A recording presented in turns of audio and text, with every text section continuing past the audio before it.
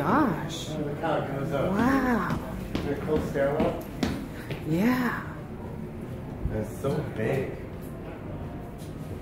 This is the Napoleon House. Wow. They're in the middle of a renovation. Wow. This is Nicholas Girard.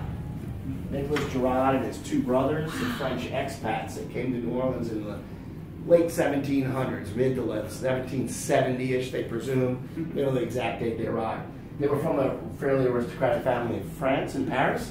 They moved to New Orleans and they started import-export business, bringing really luxury goods to all the wealthy Creoles in the city. Okay. And they amassed a fortune in very short order, right? Because there was a lot of money in New Orleans in the late 1700s. So, so that was the offices, right, of this import-export business, the 2 floors in the back. Oh, in the back. And that's why they're the original. The rest of this was open air, right? This would have been open corner lot where they brought all their goods from the river. And across the street where the Omni Hotel is now was the St. Louis Exchange. That entire block was an open air market where they had everything from food vendors to slave auction and furniture and nice.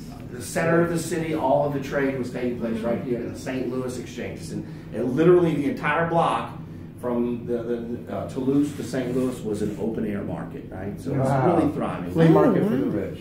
More or less, yeah, yeah. And so every time. Now, Girard, then, when the eldest brother dies, when Pierre dies in early 1800, he always wanted to build a residence on the business plot, because he owns a plantation at this time on the other side of Canal Street, which we now call Girard Street, named after him, right? So he has a big property there, but he always wanted a French Quarter apartment.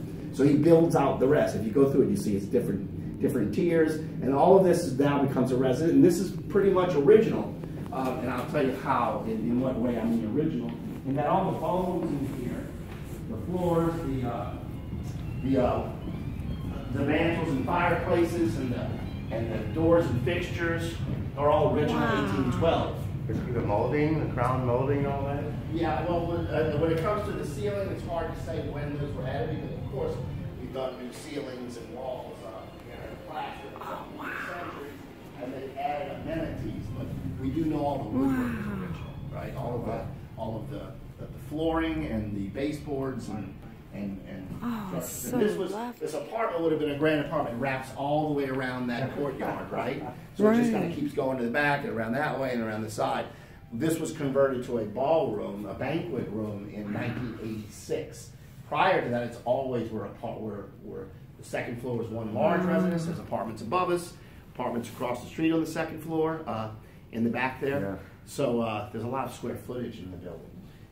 Girard becomes very famous because not only does he finish his apartment in 1812, but he's elected mayor of the city of New Orleans in 1812. Oh, really? Yeah. So Nicholas Girard is the first elected mayor to the city of New Orleans after the Louisiana Purchase, right? That's a lot going on there, but technically, obviously, he was a very popular individual, because the very first election ever held in New Orleans, which is 6 years after the Louisiana Purchase, but they didn't have their shit together enough to hold an election until 1812. And of course, this guy is elected mayor.